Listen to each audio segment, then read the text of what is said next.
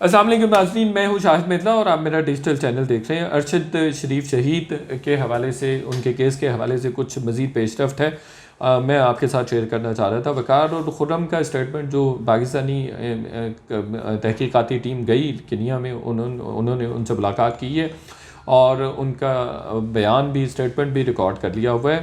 وقار کا جو اسٹیٹمنٹ سامنے آیا اس کے مطابق تو خرم اور ارشد شریف گاڑی میں جا رہے تھے اور ایک جگہ پہ بلاکڈ تھا، بلاکڈ پہ وہ نہیں رکے، تو اس کے بعد کنین پولیس نے فائرنگ کر دی اور پھر اس کے نتیجے میں جب خرم نے وقار کو کال کی تو وقار نے اس کو بتایا کہ فلاں جگہ پہ جو اولڈ ٹیپسی فارم ہے وہاں پہ پہنچ جائے، ایک جگہ ہے جو 22 کلومیٹر جائے وقوع سے دور تھا، تو وہاں پہ پہنچ جائے۔ تو کہتا میں بھی وہاں پہنچ گیا اور جب میں پہنچا تو ارشد شریف جو ہے وہ شہید ہو گئے تھے یا انتقال کر گئے تھے۔ اب یہ وقار نے بتایا ہے، پولیس کو بتایا، اور خرم نے بھی اسی طرح کا اسٹیٹمنٹ دیا ہے کہ کھانا شانا اکٹھے کھایا اور کھانا اکٹھے کھا کے جیسے نکلے تو کچے راستے سے ہم جا رہے تھے تو پولیس نے کوئی بلاکٹ لگایا تھا، ہم نہیں رکے اور پولیس نے فائرنگ کر دی۔ دوسرا، وقار نے یہ بھی کہا ہے کہ میں 2 مہینے سے میرے بھائی کے گیسٹ ہاؤس پہ موجود تھے ارشد شریف صاحب، اور میری طرف ان کو کسی دوست نے بھیجا تھا، انہوں نے دوست کا نام نہیں بتایا، یہ کم از کم ابھی تک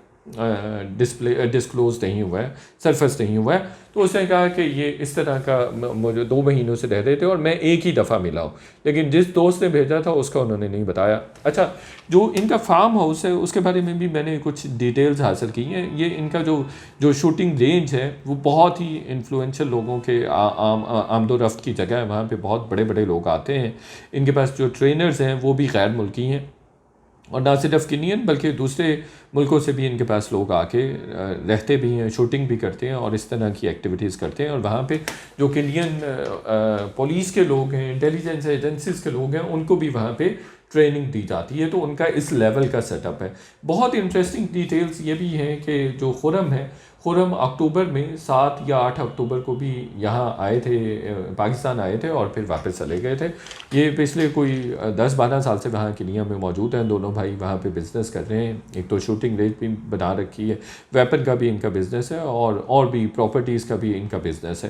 تو وقار اگست میں جب ارشد شریف یہاں سے گئے UAE، تو تب بھی خرم جو ہیں وہ پاکستان آئے تھے اور اس کے بعد یہ واپس چلے گئے تھے۔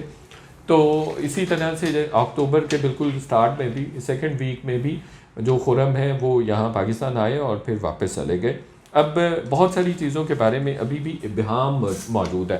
ابہام یہ ہے جی کہ خرم اور وقار وہی اسٹیٹمنٹ دے رہے ہیں جو اسٹیٹمنٹ پہلے دن پولیس نے دی ہے، جبکہ پولیس خود بھی اپنے بیانات میں کانٹراڈکشنز لیے ہوئے ہے۔ وہ پہلے تو ان کا اسٹیٹمنٹ تھا کہ رکے نہیں اور بھاگے، ہم نے فائرنگ کر دی۔ پھر ان کا یہ تھا کہ ان کو رکے، انہوں نے جیسے ہی رکے آئیڈینٹیفیکیشن پوچھی تو انہوں نے آئیڈینٹیفیکیشن پوچھی تو یہ بھاگے اور اس کے بعد ہم نے فائرنگ کر دی۔ تو اس طرح کی اسٹیٹمنٹ انہوں نے بہرحال پولیس نے دی۔ پھر یہ بھی آیا کہ جی ان کو ہم نے روکنے کی کوشش کی، انہوں نے فائرنگ کر دی۔ اب جو نئی رپورٹس آ رہی ہیں، جو پوسٹ مارٹم رپورٹ بھی ہے یہاں پہ، ارشد شریف صاحب کے جو گردن والا فائر ہے جو سر سے نکلا ہے، وہ اس میں جو ان کا جو وونڈ ہے، زخم ہے وہ، اور جو گولی ہے، جو زخم ہے اسپیشلی، وہ بلیک ہو گیا ہے۔ تو یہ ڈاکٹرز کہتے ہیں کہ جب یہ بلیک ہوتا ہے تو اس کا مطلب یہ ہوتا ہے کہ 4 فٹ کے اندر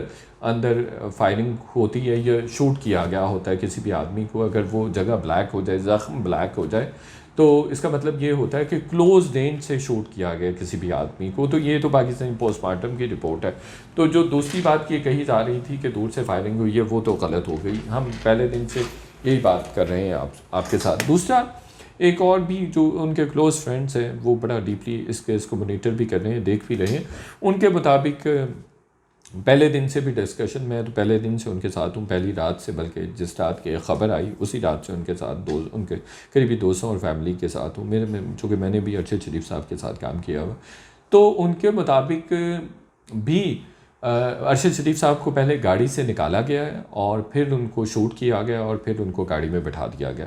اور وقار اور خرم کا اسٹیٹمنٹ اس لیے بھی ذرا پاگل پن سے لگتا ہے کہ جب خرم نے کال کی وقار کو کہ جی اس طرح سے ہم پہ شوٹنگ ہو گئی ہے، تو سب کو نظر آ جاتا ہے اگر خون بہہ رہا ہے اور تو سب کو نظر آ جاتا ہے کہ بھائی ایک بندہ زخمی ہے اور کریٹیکل کنڈیشن میں آ گیا. فائر لگنا کوئی چھوٹی بات تو نہیں ہے, اگر خون نکل رہا ہے تو یہ ایک کریٹیکل سچویشن ہوتی ہے, بڑی نازک صورتحال ہوتی ہے.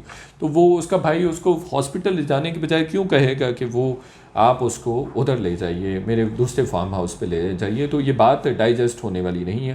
پر جس گاڑی کی تصاویر آئی تھی سامنے ان میں بلڈ بھی کم تھا. تو یہ بہت سارے ایسے پوائنٹس ہیں جو اس بات کو انڈیکیٹ کرتے ہیں کہ ارشد شریف صاحب کوئی اتفاقی حادثے کی صورت میں شہید نہیں ہوئے, بلکہ ان کو قتل کیا گیا اور پراپر پلاننگ کے ساتھ قتل کیا گیا. فیصل وافدہ کہہ رہے ہیں کہ پی ٹی آئی کے لوگ بھی اس میں شامل ہو سکتے ہیں. ایک تو یہ بات ہے جو سب سے زیادہ امپورٹنٹ ہے. دوسرا, ارشد شریف صاحب کی والدہ نے جو انکوائری کمیشن حکومت کی جانب سے بنایا گیا اس کو مسترد کر دیا. وہ کہہ رہی ہیں کہ جو جسٹس عبدالشکور پراچا کی سربراہی میں جو کمیشن انکوائری کمیشن بنا ہے وہ اس کو مسترد کرتی ہیں. مسترد اس لیے کرتی ہیں کہ ان کو سرونگ جج جو اسلام آباد ہائی کورٹ کا ہو یا سپریم کورٹ کا ہو اس کے انڈر جوڈیشل کمیشن چاہیے, یا یو این کا جو ایکسپرٹس پر مبنی ان کو کمیشن چاہیے. اور حکومت نے پہلے یہ وعدہ بھی کیا تھا اور اس کے بعد اپنے وعدے سے وڈرا کر رہی ہے. تو اسی طرح سے باقی لوگوں کے اگر آپ بیانات لینا چاہتے ہیں, اگر سلمان اقبال صاحب یا دوسرے تیسرے لوگوں کو آپ کانفیڈنس دینا چاہتے ہیں, ٹرسٹ دینا چاہتے ہیں, تو ضروری ہے جوڈیشل کمیشن بنائیں. یو این کے ایکسپرٹس بھی اس میں شامل کیے جا سکتے ہیں. ارشد شریف صاحب کی والدہ کہہ رہی ہیں کہ ایسا کمیشن چاہیے جس میں صحافی تنظیمیں بھی شامل ہوں, یا صحافی تنظیمیں کم از کم مطمئن ہوں. تو یہ بڑا جائز مطالبہ ہے, حکومت کو اس پر غور کرنا چاہیے. وہ کمیشن تو ہو گیا مسترد, تو یہ بات ذہن میں رکھنی چاہیے. دوسرا, جو فیصل وافدہ کہہ رہے تھے کہ شاید ارشد شریف صاحب کا ریکارڈ نہیں ملے گا, ان کا فون نہیں ملے گا, لیپ ٹاپ نہیں ملے گا. فون اور لیپ ٹاپ کنین پولیس کی کسٹڈی میں ہے, اور جو ہماری تحقیقاتی ٹیم جو کہ 2 رکنی افراد پر مشتمل ہے وہ وہاں پہ گئی ہے, ان کو بھی ایگزامن کرنے کا موقع ملا ہے, اس فون کو بھی کرنے کا موقع ملا ہے, اور اس لیپ ٹاپ کو بھی ایگزامن کرنے کا موقع ملا ہے. اور اس میں کچھ لوگ ہیں, 20 سے زائد لوگ ہیں جو آئیڈینٹیفائی ہوئے ہیں, جن کو انیشیل پروب کا حصہ بنایا جائے گا. تو یہ بھی ذہن میں رکھیں. اور جو ہماری تحقیقاتی ٹیم گئی ہے اس کو گاڑی بھی لے کے جایا گیا ہے, جو کہ جگہ تھی جس جگہ پہ ارشد شریف صاحب نے وہاں لاج پہ کھانا کھایا وہاں پر بھی لے کے جایا گیا, پھر جائے وقوع پر بھی لے کے جایا گیا, اور باقی جگہوں پہ بھی ان کو لے کے جایا گیا. تو مزید تفصیلات اس کی 1-2 دن میں آ جائیں گی. تو یہ تھا جی ارشد شریف صاحب کے حوالے سے کہ ارشد شریف صاحب کے کیس کے حوالے سے کچھ پیش رفت ہوئی ہے. لیکن جس طرح سے وقار اور خرم کہانی کو گھما رہے ہیں, یہ کوئی بات سمجھ آنے والی نہیں ہے, گتھی سلجھنے والی نہیں ہے. ان کو کم از کم وہ اسٹیٹمنٹ دینا چاہیے جو جینون ہے, جو اصل ہے. تو وہ ویل کنیکٹڈ لوگ ہیں, یہ بھی آپ کے ذہن میں رہنا چاہیے. تو یہ تھا جی آج کا ویلاگ ارشد شریف صاحب کے حوالے سے اور ان کے کیس کے حوالے سے کچھ پیش رفت تھی, آپ کے سامنے رکھنا چاہ رہا تھا. اگر ویلاگ آپ کو پسند آیا دوستوں کے ساتھ شیئر کیجیے, چینل کو سبسکرائب کرنا مت بھولیے. بہت شکریہ.